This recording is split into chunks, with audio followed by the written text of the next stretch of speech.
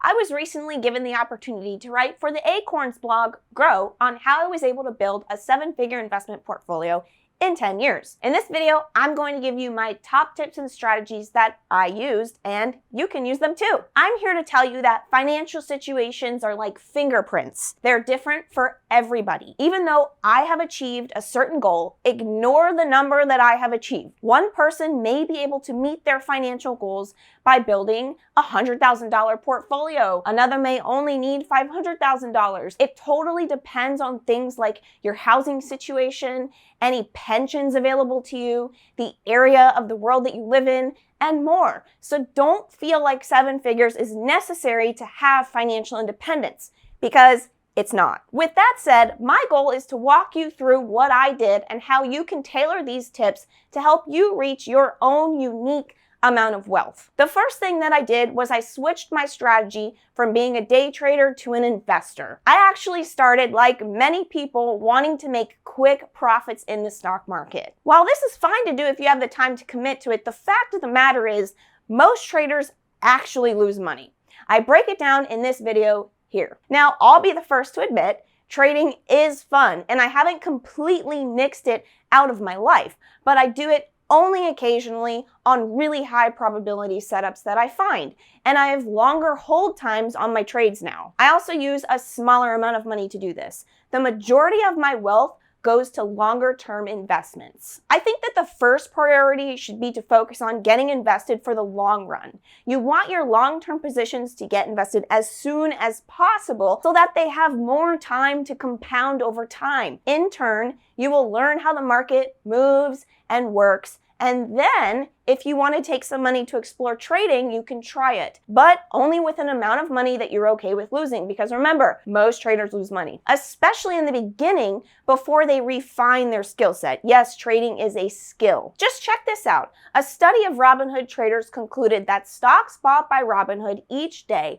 experienced reversals, aka declines, for the following month. Typically, the more active you are in a portfolio, the more likely you are to have muted returns, not only from not giving positions enough time to play out, or giving yourself more chances to make entry or exit errors, but also things like tax drag that affect your post-tax returns. This is very important to pay attention to. Anything held for under a year is considered a short-term capital gain for tax purposes in the US, and it gets no special tax treatment like long-term capital gains do. The wealthy know this, and the wealthy take advantage of long-term capital gains. So it literally pays you more on a post-tax basis to think long-term with your investments. The second thing that I did was a strategy called front-loading retirement. This is essentially maxing out all of the retirement accounts that I could every single year so that I could have more money working sooner.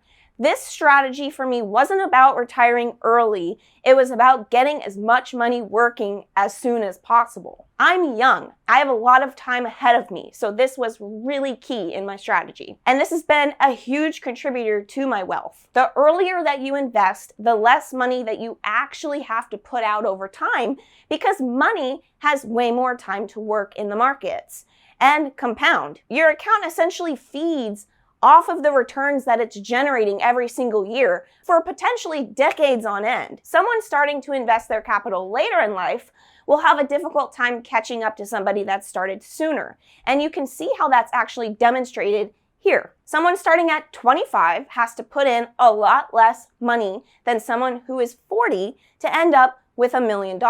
So I focused early on funding things like my solo 401k, my traditional IRA, and my Roth IRA when my income allowed. Then, once I had the opportunity due to higher earnings from a business, I brought in the Mac Daddy of retirement plans, a pension. You may be thinking, what? A pension? You can start your own pension? Yes. If you or your spouse are a high earner, this is a powerful way to front load retirement with a very large amount of money and get it invested early. And you get a tax deduction.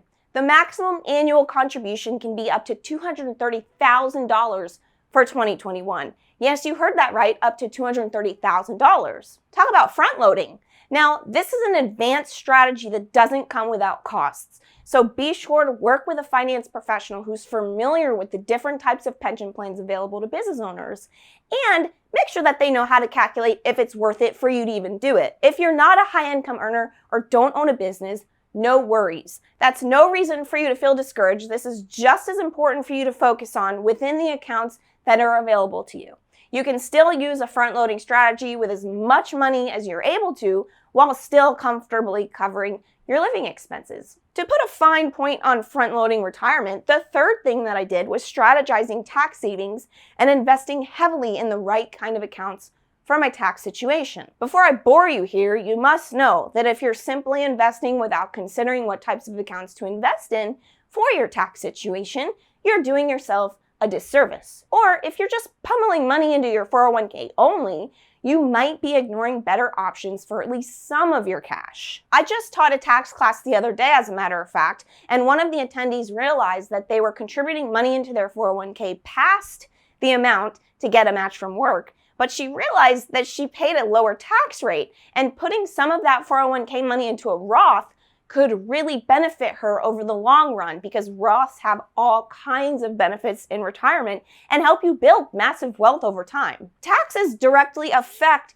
the amount of wealth that you can build, and I encourage everyone to think about saving taxes over your whole entire lifetime, not just today. Of course, no one has a crystal ball to know what taxes will look like later, so I'm also a big fan of strategizing based on your income, particularly if your income fluctuates. The right decision may not be to just defer more of your salary into your 401k, and tax diversification is really key. I go into more details here that might help you think through the benefits of some of the different types of accounts to invest in. The fourth thing that I did to build up my investment portfolio was keeping my portfolio diversified across sectors in the stock market and investment strategies. I also really like sleeping at night, so I am sure to invest in a way that fits my risk tolerance. This is key for everyone. I know too many people that don't do this, and they freak out when the market goes down and they sell the bottom. During the big 2020 panic,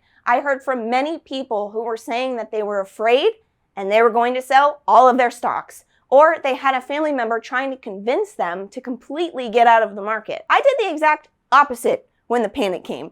I bought up stocks as much as I possibly could. Here's what the panic looked like in the S&P 500. It started in February and it ended in March. The sell-off was a whopping 36% down from all-time highs, which in comparison is actually less of a sell-off than what we saw during the 2008 financial crisis, but shocking nonetheless. So those individuals who were over-allocated to higher risk equities, which historically have seen these types of sell-offs before, but if that person had a lower risk tolerance, they may freak out and sell during the volatility. But take a look at what the stock market did after this sell-off. It bottomed out in March and then continued to reverse and truck higher, over 100% higher to be exact as of now. All in all, we've ended up being 35% higher in the S&P 500 than the all-time high before the panic even ever happened. Now, why this happened is a debatable topic.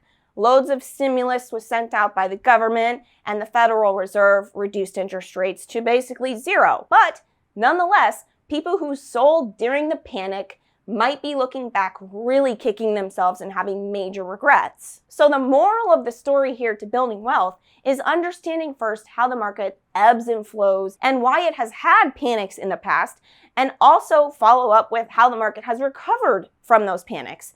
And secondly, get familiar with your risk tolerance and make sure that you're invested accordingly so that you can stay the course with your investments through the market volatility. For decades on end, the market has seen turbulence, and it continues to truck higher. Why? The market is backed by corporations that produce goods and services that help our economy thrive. Take a look at the top 10 companies in the S&P 500 back in 1985. Look at some of these snoozer companies. I mean, Sears was killing the game back in '85, from top 10 S&P 500 corporation to bankruptcy. But hey, business is cutthroat. Now, the top 10 companies today are hot names like Apple, Facebook, Google, Amazon, Tesla, and more. So if you would have owned an S&P 500 index fund all of this time, you would have benefited big time. This is actually why baby boomers are holding so much wealth right now. There was a huge shift to technology while they were investing during their working life. So yes, innovation and revenue back these markets over time.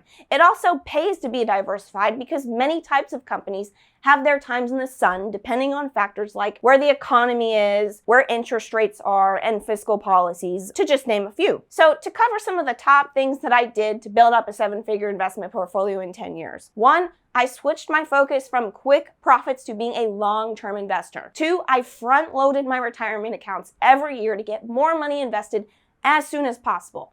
Then I let compound interest do its job. 3, I was mindful of the best types of accounts to invest in for my tax situation every year. Hello, tax strategy. 4, I stayed diversified and appropriately invested for my risk tolerance. I didn't get spooked out of the markets. In fact, I added more when markets sold off. If you found this helpful, do me a favor and smash the like button, please. Don't forget to subscribe, and I'll see you in the next video.